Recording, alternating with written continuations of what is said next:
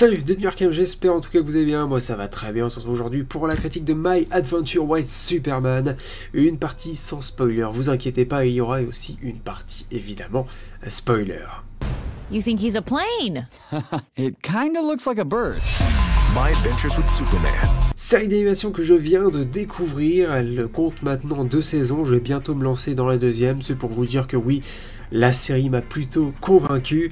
Et il y aura une 3e saison aussi cette année. Oui, James Gunn pour l'instant, je crois que la série lui plaît plutôt bien. James Gunn fait absolument ce qu'il veut. Maintenant que c'est le Big Box, c'est le Big Box, pas mal.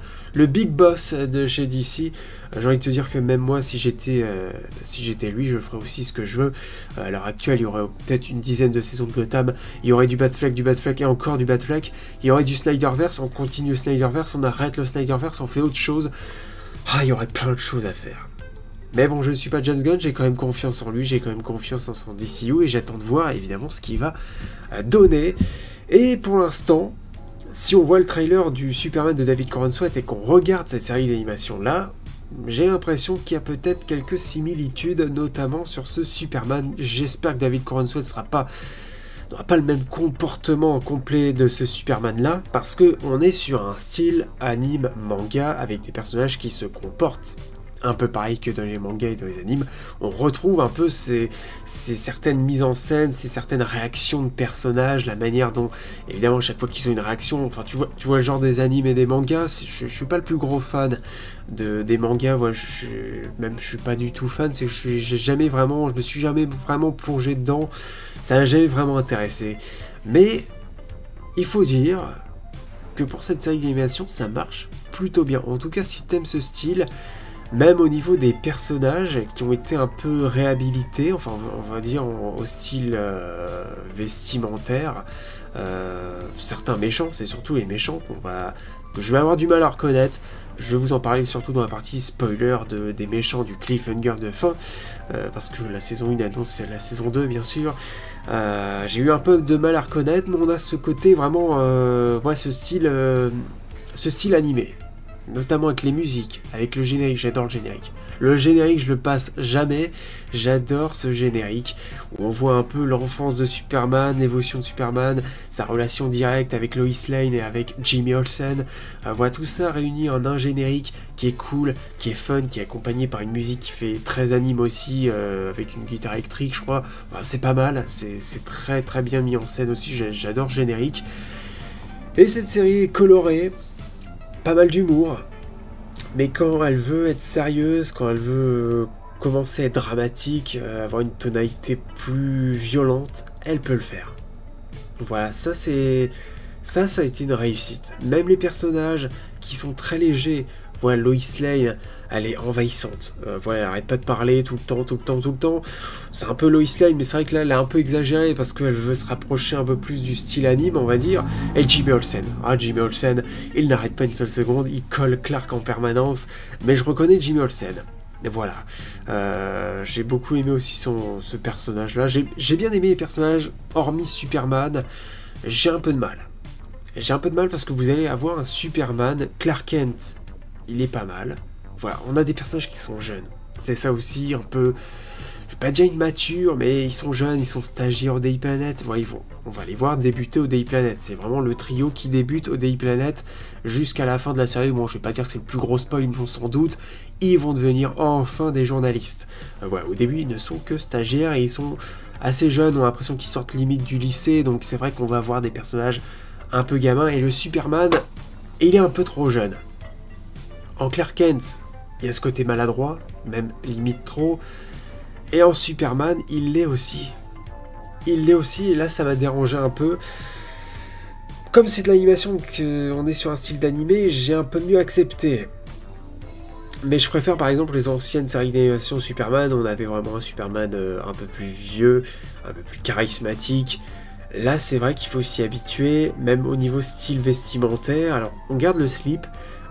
J'aime bien aussi l'aspect qu'en fait son costume c'est un costume kryptonien et en fait c'est ça, évidemment c'est Martha qui lui a rajouté le slip, il manquait quelque chose donc on lui a rajouté le slip, ça j'aime bien. Voilà, j'aime bien la référence, plutôt que Martha rajoute quelque chose à son fils. Et on va aussi changer pas mal de choses. Voilà, pas mal de choses. Si on est habitué à certaines choses de Superman hein, qu'on connaît bel et bien, on va un peu, comment je dirais, dépayser certaines choses de Superman. Sans trop le faire, hein, bien sûr, parce qu'on reconnaît tout de l'univers Superman quand même. On a Martha, on a Jonathan, on a Jor-El, il n'y a pas de problème. Mais il y a certains aspects, et je parlerai plus de l'aspect kryptonien, même au niveau des méchants que je n'ai pas reconnu, où là, ça m'a un peu dérangé. Parce que peut-être qu'on voulait faire un style animé, et justement, l'aspect kryptonien... Alors, au niveau vaisseau, au niveau technologie, ça j'adore.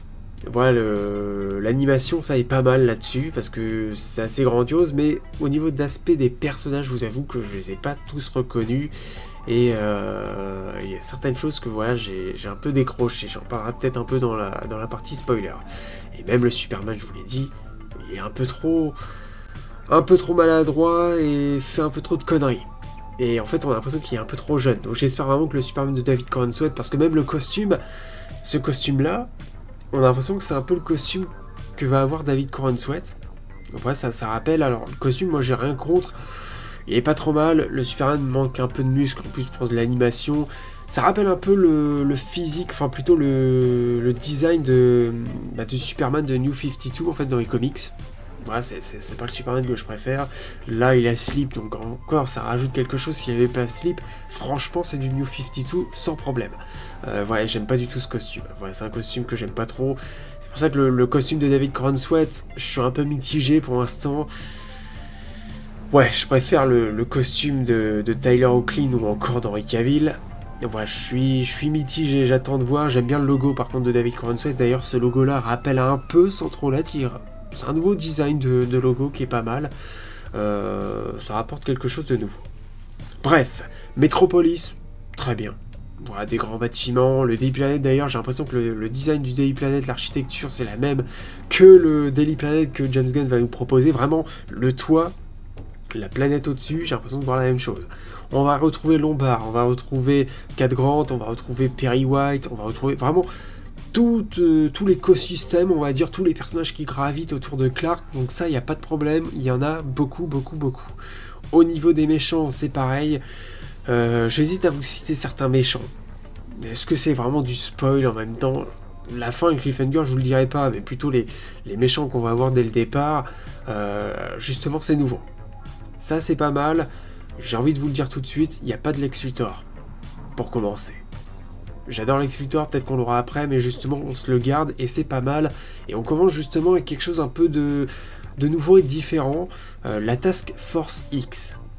Amanda Waller. On a le général.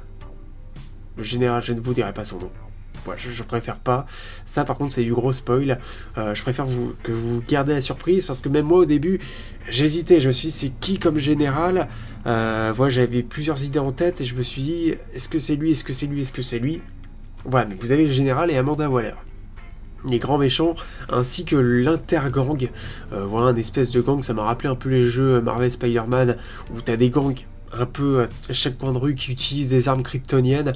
C'est un peu ce qu'on avait aussi dans le MCU, on va dire. Certains méchants, surtout dans Spider-Man Homecoming, putain c'est incroyable que je me rappelle de ce film. Mais oui, c'est le côté un peu avec le vautour et son armée qui utilise des armes Chidori.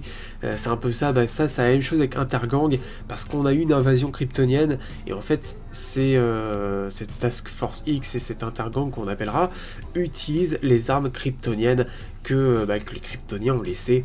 Donc ça j'aime bien cet aspect là, cet aspect un peu envahisseur à chaque coin de rue où t'as des gangs un peu partout, n'importe qui peut se faire attaquer mais Superman n'est jamais très loin. Ça c'est pas mal. Ensuite au niveau des personnages, alors Lois Lane, évidemment je vais pas vous le cacher, mais la relation Lois Lane et Clark va être là, va être assez différente sur le départ, et c'est pas du spoil parce qu'on peut se douter qu'ils vont finir ensemble, c'est logique, bien sûr, mais au départ j'y ai cru que je me suis dit, oh putain, on est en train de partir sur quelque chose de différent, sur une Lois Lane qui va peut-être haïr Superman, très intéressant. À Jim Olsen, chez Jim Olsen, hein, franchement je l'ai reconnu, c'est le colocataire de Clark Kent complètement envahissant, et ensuite on va voir des épisodes où on va traiter, j'ai envie de vous le dire maintenant, du multivers. Beaucoup de personnages vont être présentés, pas mal de persos que je ne connaissais pas. Voilà, donc la série peut être vraiment prenante sur ce qu'elle a à raconter, un univers très riche, un univers où les autres super-héros existent, on ne les verra pas. J'allais dire on ne les verra pas parce que j'avais un doute si on voyait pas un petit moment, mais on va voir par exemple un autre personnage qui vient d'une autre ville, j'ai pas envie de vous dire son nom, vous la verrez bien, je vous ai dit que c'était une fan, voilà, donc on sait que l'univers c'est un grand univers d'ici, peut-être qu'un jour on verra d'autres super-héros. Voilà, la relation avec Martha et Jonathan est très cool aussi. Et cet aspect animé manga vraiment rend très bien. Je vous la conseillerais quand même. Elle dépayse beaucoup. Au début j'ai failli lâcher au premier épisode. Au final je me suis vraiment lancé. Vraiment j'insiste, enchaînez-vous plusieurs épisodes. Ça dure 20 minutes. Ça, y a pas de problème. Je veux dire, c'est une série d'animation, 10 épisodes, 20 minutes, c'est rapide. Et comme je vous dis, voilà, ça étend un peu plus l'univers d'ici. Si vous n'êtes pas un grand lecteur de comics comme moi, on découvre un peu plus de personnages, donc c'est pas mal d'en apprendre un peu plus sur cet univers Superman qui justement nous présente des personnages qu'on n'a pas trop l'habitude de voir. Et ça c'est plutôt intéressant. Voilà. Tous ceux qui n'auraient pas vu la série, voilà, on va passer tout de suite en partie spoiler, donc voilà, si vous avez aimé cette petite critique sans spoil, n'hésitez pas à me le dire dans les commentaires, et pour tous les autres, hormis ceux qui nous quittent, abonnez-vous et likez cette vidéo bien sûr, et puis tous ceux qui restent, on passe tout de suite en partie spoiler. Partie spoiler. Je voulais parler d'abord de la Ligue des Lois Lane. Voilà, ça a toujours été un aspect, c'est toujours été un moment que j'aime bien dans tout ce qui est Superman, que ce soit la série Krypton, que ce soit la série, cette série-là, que ce soit la série avec dans la Reverse aussi, on l'avait eu ces moments-là, le Snyderverse bien sûr, où on voit un Superman d'une autre terre qui est en train de tout ravager. C'est toujours la question qu'on peut se poser avec Superman, et si Superman était du mauvais côté. Voilà, et donc Lois Lane, on va croiser carrément une ligue des Lois Lane, avec carrément la Lois Lane originale, la Lois Lane de l'ancienne série d'animation Superman. Et d'ailleurs on va voir des références à d'autres séries d'animation, et ça c'était sympa, avec, comment il s'appelle, Mister Mimix, j'ai gardé son nom de côté, parce que c'est imprononçable. Voilà, je l'ai mis où ce con, voilà, Mister Mixipix, je crois que c'est Mixipix, c'est comme ça qu'on le prononce, il est insupportable à prononcer, son nom, mais grâce à ce personnage là, on va explorer un peu de multivers. Voilà, je me suis dit peut-être qu'ils vont faire des références au multivers live action, non, on préfère garder en tout cas j'en ai pas vu, on préfère garder l'aspect multivers, série d'animation. Donc ça c'était sympa, ça apporte des choses, ça montre à quel point l'univers est aussi assez vaste et peut aller très très loin. Bon, c'est vrai qu'avec ce personnage, Mr. Mixipix, ce personnage-là a des pouvoirs assez dimensionnels. Ouais, je sais pas si ça peut se dire, mais c'est vrai qu'il y a des pouvoirs intéressants. Ce personnage-là, on l'a vu dans la Reverse aussi, alors il n'était pas sous cet aspect qui est assez dur à représenter en live action, je pense. Mais voilà, la Ligue des Lois Lane qui va montrer à Lois Lane que Superman sur d'autres planètes, sur certaines planètes, c'est un danger, voilà, un danger public, et Lois Lane qui va carrément cacher ça à Superman, ne pas lui révéler la vérité. C'est ce que je disais, c'est au début, vraiment, on a une tension entre Lois Lane et Superman. J'ai cru vraiment qu'ils allaient jamais être ensemble. Même quand Clark révèle l'identité qu'il est Superman, Lois Lane est énervé. Vraiment, je me suis dit peut-être qu'on va partir sur quelque chose de nouveau, pourquoi pas. J'ai envie de dire, parfois des Elseworlds, ça dépend lesquels. Quand tu reprends des trucs qui m'ont pas plu, parce que je vais encore parler de cette série d'animation de merde que je ne regarderai pas, qui est du nom de Spider-Man, je ne sais plus, le Newware ou non Freshman Year, ou non, ça s'appelle plus comme ça en plus. En fait, c'est que tu me reprends le Spider-Man de Tom Holland que je déteste, tu m'en fais certes un Elseworld si tu veux, tu me changes presque tous les personnages. Je peux pas.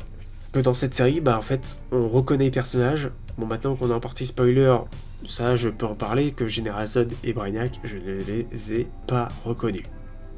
Ouais, j'ai longtemps réfléchi, je me suis dit c'est peut-être Zod, c'est peut-être Brainiac, mais sur le moment je les ai pas reconnus. C'est vrai que Brainiac il avait une espèce d'armure avec les 3 points, on peut le reconnaître, mais sur le moment je les ai pas reconnus. Donc à la fin, voilà, c'est le cliffhanger final, où on t'annonce que le final ça sera du Brainiac, enfin que la saison 2 on aura Brainiac et Zod, donc ça, évidemment ça me hype pas mal, mais sur le moment je les ai pas reconnus, donc ça c'était assez dommage.